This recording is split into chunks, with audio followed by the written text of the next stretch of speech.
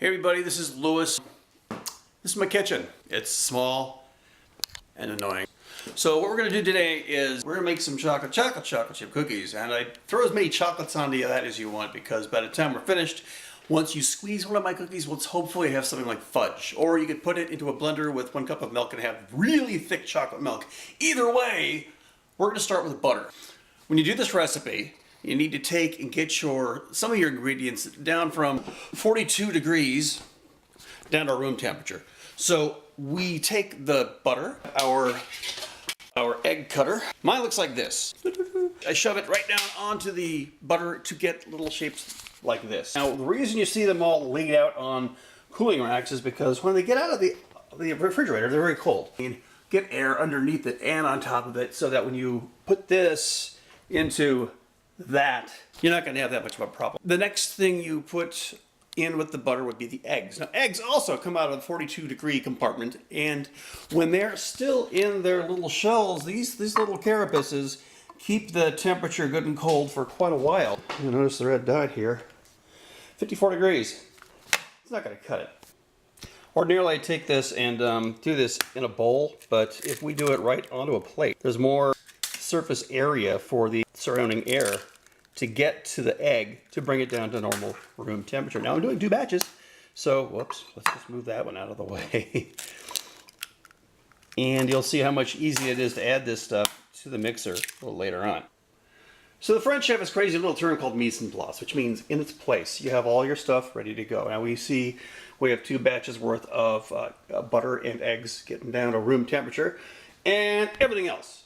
Okay, so we're gonna have the flour, the salt, and the baking powder. We'll start with the flour now. I have a little container here that I like to grab and just make a big scoop. And you have this big scoop here. I'm gonna move the bowl because I got too much in the scoop. So what do? We take them back to the knife, make sure the whole thing's covered, and just scrape it off.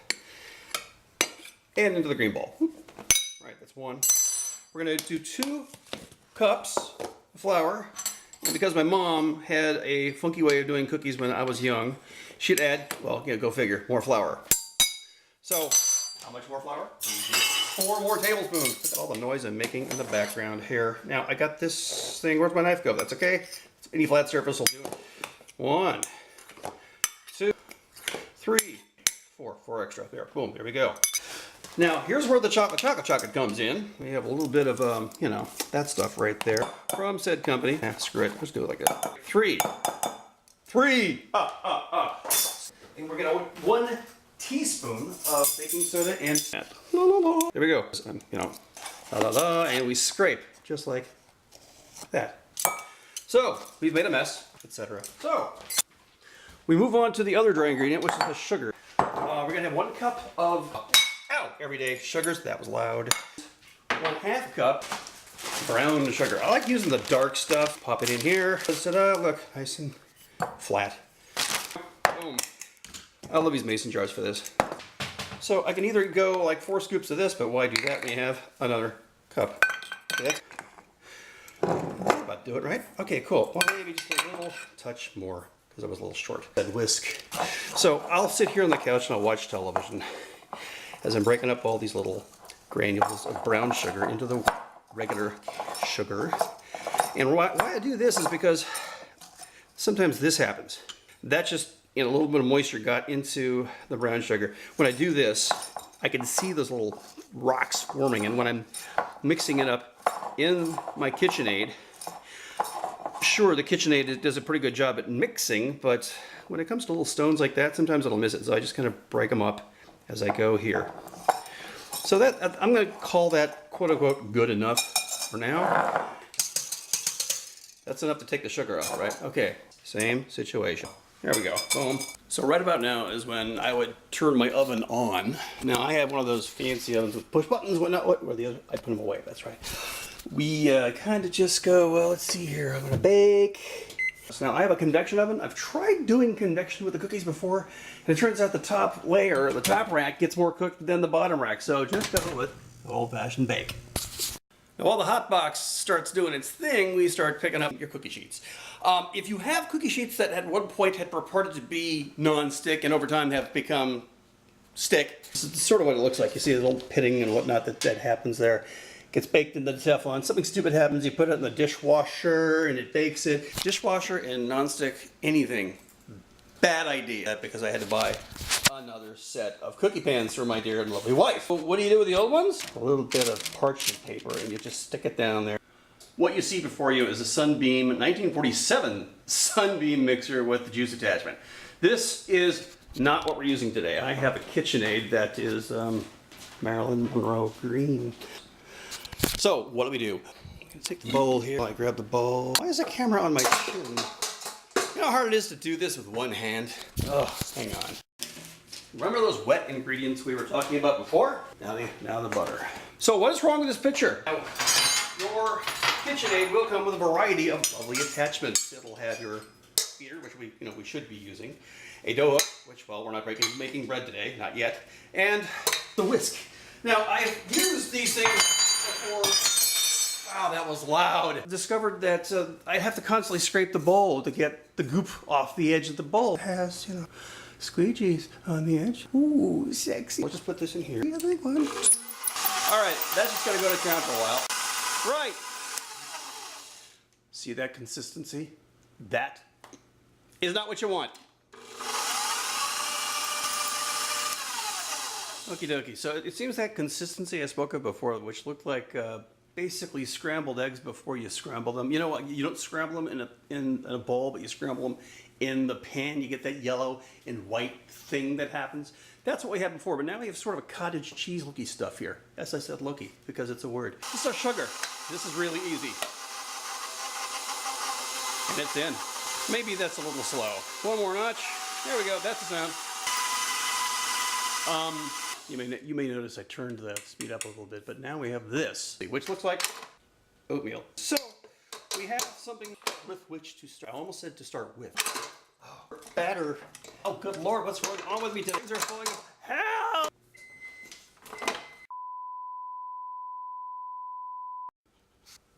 I'm fine. Really. Here's about where we want to put our flour in. If you've ever made cookies before, you know you're supposed to add the flour in just a little bit at a time. When I was a kid, and I'm sure this is because my parents wanted to get me out of their hair for a while, when I was making this stuff, I would put in 1 flattened teaspoon of flour at a time. But since then, I've become old and crotchety and impatient. Now you'll see my method. Flour mixture. Your KitchenAid may come with one of these attachments here, which is quite a lovely thing. You want to keep your kitchen clean. We're going to turn this on. I know where the knob is. Boop, boop. Tablespoon, like when I was a kid. This is me as a kid. This is me now. Boom.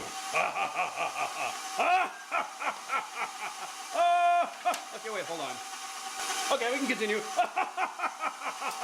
Maniacal laughter in cookie making.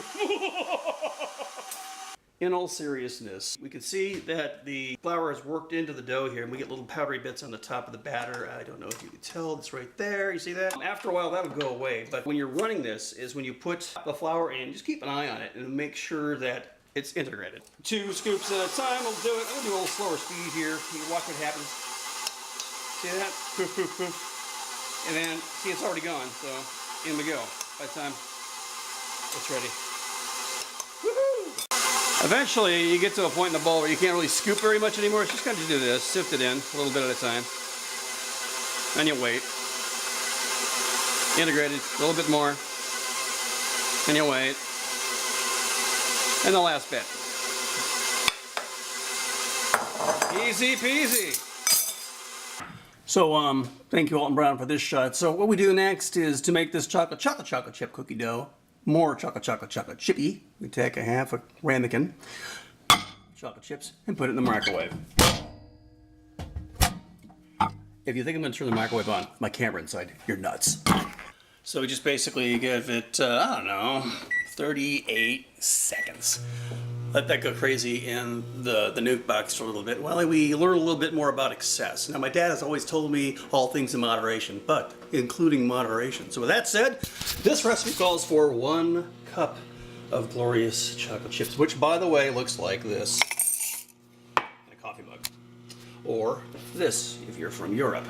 Or this, if you have a bigger beaker. But we are going to be A little more than that, but that's a cup and a half. So there you have it. That's for snacking. That's display. This goes into the mix. Just in time. You take this out of the microwave and if it still rattles, you've not put it in for long enough. So this goes right back into the nuke box for another 30 seconds. I'm gonna add a minute. Or 28 seconds. Let's just have that nuke for a little bit. All right, so the nuke box is done with our chips. We're going to do something with silicone, baby. I highly recommend getting these things. Just gonna mash it up a little bit here. Some of them are melted, which is cool. That's what you want. You want to get that chocolatey essence into the dough. We still have chunks, but I wanted melty bits. That's all I need. This is basically dye. Dye for the batter. Wait a minute. There we go. Now, remember those little squeegees on the edge of our little pan here? A little mixer? That's what they're good for. Getting all the chocolatey goodness off your silicone spatula. Ah, yummy. Here we go.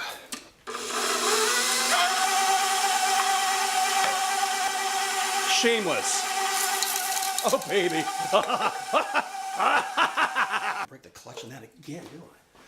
So, what we have here is a mess. It's a complete mess, but at least it's chocolatey. Oh, baby, look at this. So, I like to clear the batter, by ramping up the speed a lot, the whole way. And now I have chocolate chips all over my kitchen. So we take this 50-pound weight out of the way. We'll work out with that thing later. So this is what running at a high speed does. And if you have children, this is a very much appreciated thing for the kids. But I'm diabetic, so.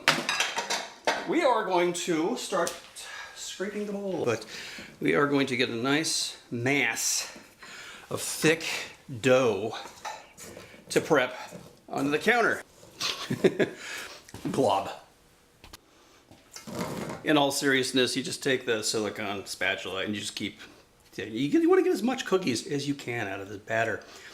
And you can do this in front of somebody who really wants to look to batter, to be mean, and just hand it to them afterward and have them just look at you like, really? Seriously? Dude, honestly. That should do it. Oh, a little bit more. Yep. Okay, that's good. Yeah, this is me very embarrassed because the most important ingredient, aside from chocolate, in this whole recipe is the sweet vanilla normally it's just one teaspoon, there's grandma right there. Here's me. Okay, that ought to do it. Yeah, that's fine. Make a mess, people. You'll love it. Oh yeah, baby. There, clean. So this little sheen we're seeing here is pretty much what we're looking for. Is it blurry? It's probably blurry, but you get my meaning here. But it's so a little easier to scrape off the bowl too. I'll give it that much. Okay, that's enough of that. Let's start making actual cookies. So in the middle of all this, I had to go and attend a meeting because I work from home, and well, things happened, and here I am walking through my house, getting back to the set. I mean, the kitchen. Hang on. Okay, so here we are, back in the shot. We have a large piece of counter here we're going to use to answer the phone. Yes. Yes. Oh, I don't want to know why you're buying disposable underwear. Oh, I guess that's good for the environment. I am in the middle of, actually, get this, I'm in the middle of doing a video shoot making my chocolate chip cookies. You're on camera. Don't worry, I won't say anything about your disposable underwear on camera.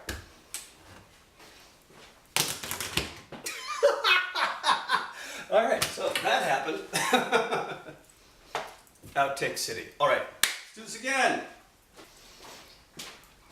So it's a massive, expansive counter here. When I say massive, I mean 3 feet, maybe 4, where the coffee maker lives. So what we have here is your stretch wrap you buy from your big box warehouse store. And what we're doing here is cheating. That's right, we are cheating. I'm making a very long little runway here onto which to place the dough. Because sometimes you go to the store and you just don't feel like making cookies. So that large cookie maker who provided the chips for this particular recipe has found a way to encase them into a sausage casing you cut apart and just sling onto the pan. And I get that. If you're a mother and you don't have much time, it makes sense. But there's a reason why they refrigerate it. It's because it's a lot easier to dole out, if you will, onto the cookie sheets. Pardon me while I put this massive mud onto my counter. By the time I'm finished, this is not good. I'll admit right now, this will, at the end of the day, look very rude, but it's delicious. Okay, it's good. Hey, editors, can we go like double or triple speed on this while we do this? Okay, cool.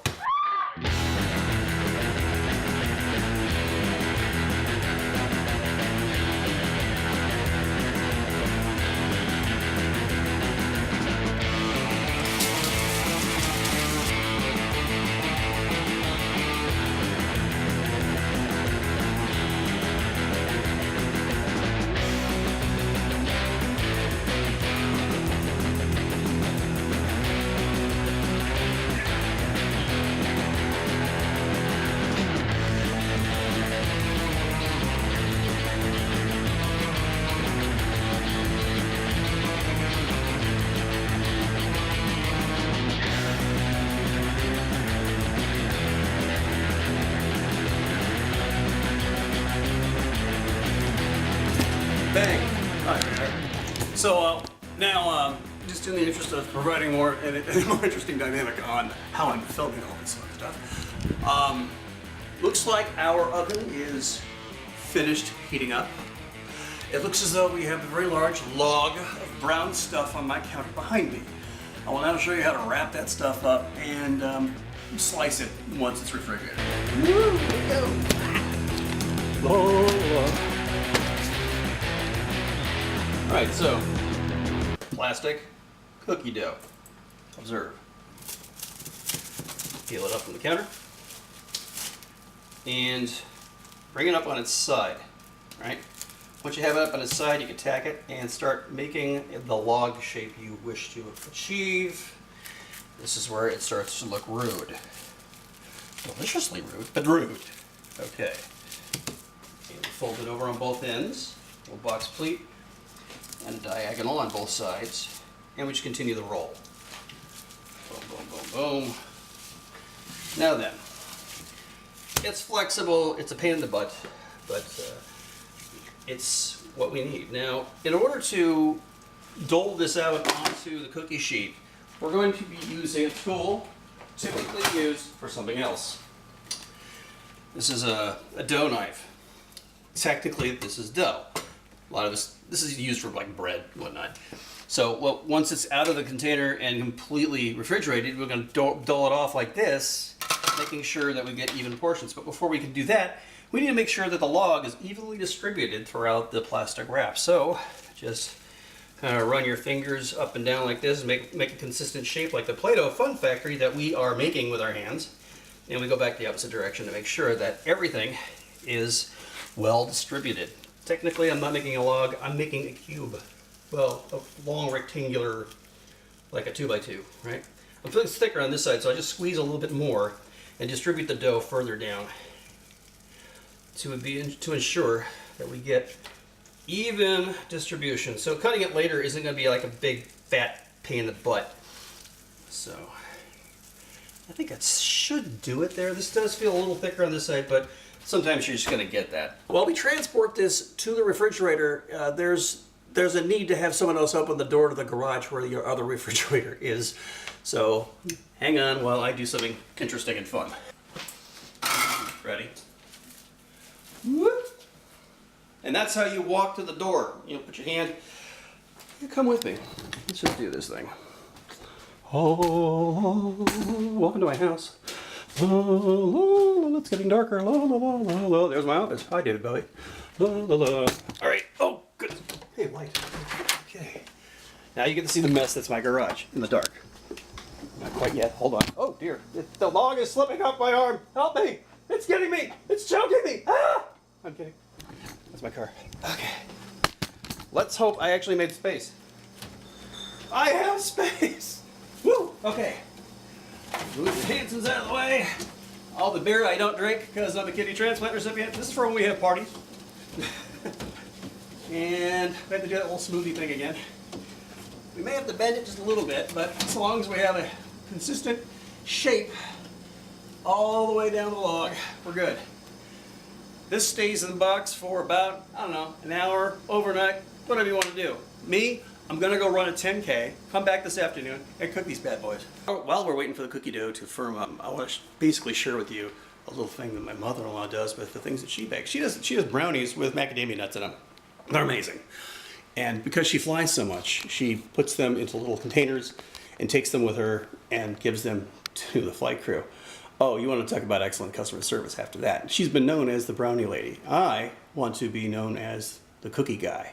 I've already made one box of these cookies. And I say box, let me show you what I'm talking about. That's a shoebox.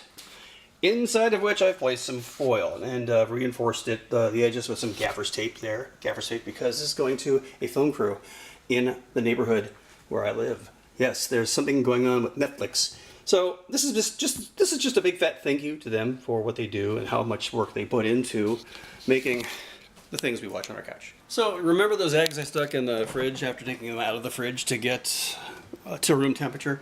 I haven't had breakfast yet, so let's just do this thing. We take a non-stick pan. Never!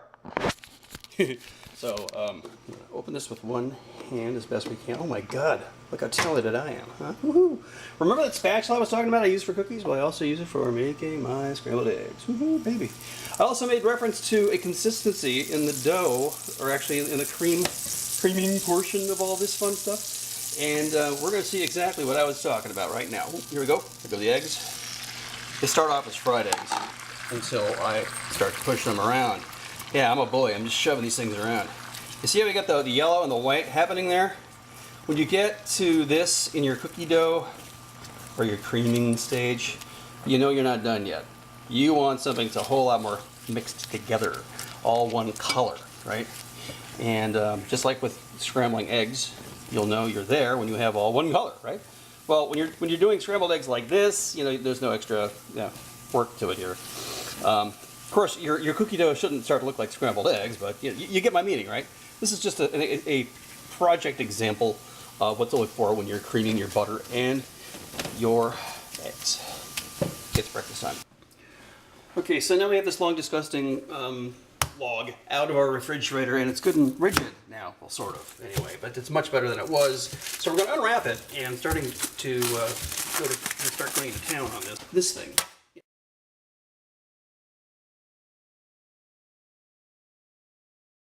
Because it's kind of disgusting to touch. Should I be using the words disgusting when I'm talking about something as delicious as cookies? No, I shouldn't. Okay, here we go. About an inch should be about an ounce. So I'm going to go like this. And as it falls on the counter. That's about what it looks like, but we're going to be sure. Here we have a digital scale, which I will turn on. And sometimes these things turn on and they give you grams. Just change the mode. Here, ounces. That should be an ounce. It's 1 1/4 ounce. God, I'm good. Well, kind of. Take a chocolate chip off, a little more or less. There, 1 ounce. So, for those of you who would like to know a hand measurement of that, just fill the palm of your hand, and what you're looking at is a ping pong ball. That is about an ounce.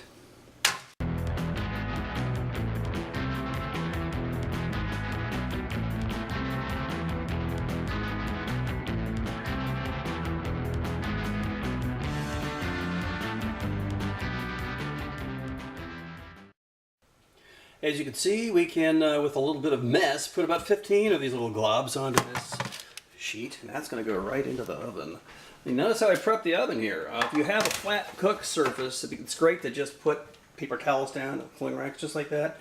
Or the joys of doing this while my wife is home. We both work from home, so I have to go outside to do these little talky bits sometimes. So I cut that log in half, and I forgot to mention why. Ordinarily, I'll have it in the inside refrigerator, refrigerating away. I'll cut it in half and take the half that's I'm working on to keep it, and the other half put it back in the fridge while I'm working with the first half, because what happens is halfway through, usually that little dough log gets all sticky and disgusting and hard to work with. So that's why I cut it in half. I just forgot to put it back in the fridge this time. That's cool, that's okay, it's still chocolate, and if you're not like me, you can lick your fingers. Yeah, that's sanitary. What am I thinking? So the timer's gone off. Let's have a quick look at the cookies. Look at that, aren't they pretty? Let's pull these out here. This is an UV glove, and it's very helpful to have in situations where you're holding a camera in one hand. I'm going to keep that shut for a little bit until the heat comes back up so we can put the fresh batch in, because every time you open the oven door, you lose heat. So let's let it build back up.